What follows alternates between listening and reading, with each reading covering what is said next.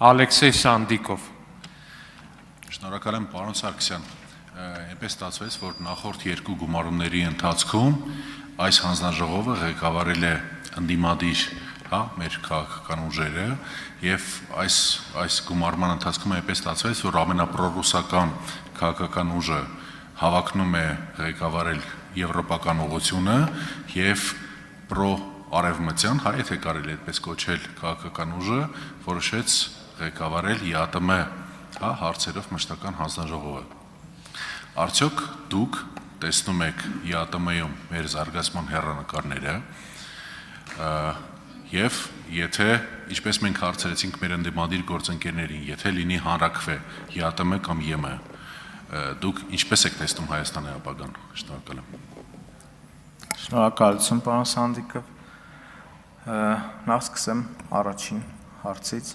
Ես պատրաստ եմ ղեկավարել այս հանձնաժողովը, Հայաստանի Հանրապետությունը ԵԱՏՄ լիիրավ անդամ է եւ Հայաստանի Հանրապետությունը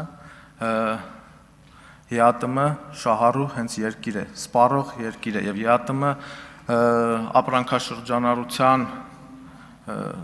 մեջ ունի իր կարևոր դերը եւ այն 8 միլիարդը, որը նշեցի, դրանից մոտ 3 միլիարդը արտահանումն է, իսկ 5 միլիարդը ներմուծումը։ Այսինքն Հայաստանը ԵԱՏՄ շուկայում ոչ միայն տվող, այլև ստացող պետություն է։ Այսօր մեր քաղաքականությունը այն է, որ մենք ԵԱՏՄ անդամ ենք եւ շարունակում ենք լինել ԵԱՏՄ անդամ, աշխատել եւ համագործակցել մեր գործընկեր պետությունների հետ։ Ինչ վերաբերվում է հանրաքվեին, ինչպես նշել է Հայաստանի Հանրապետության վարչապետը, այսօր մենք նման օրակարգ չունենք եւ այլընտրանք չունենք հանրաքվե իրականացնելու համար։ Արձագանք։ Շնորհակալ եմ, շատ ճիշտ եք, վարչապետը վերջերս միջկառավարական նիստի ժամանակ նաեւ նշեց, որ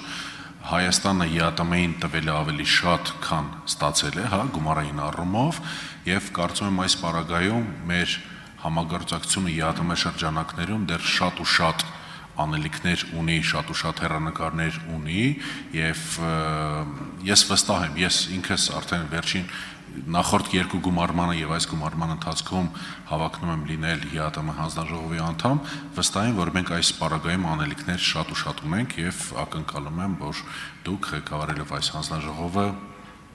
կկոտրեք այն կարծրատիպերը, որ ամենապրո արևմտյան քաղաքական ուժը կարող է նաև ԵԱՏՄ ինտեգրացիոն գործընթացներում շատ մեծ հաջողություններ ունենալ։ Շնորհակալ եմ։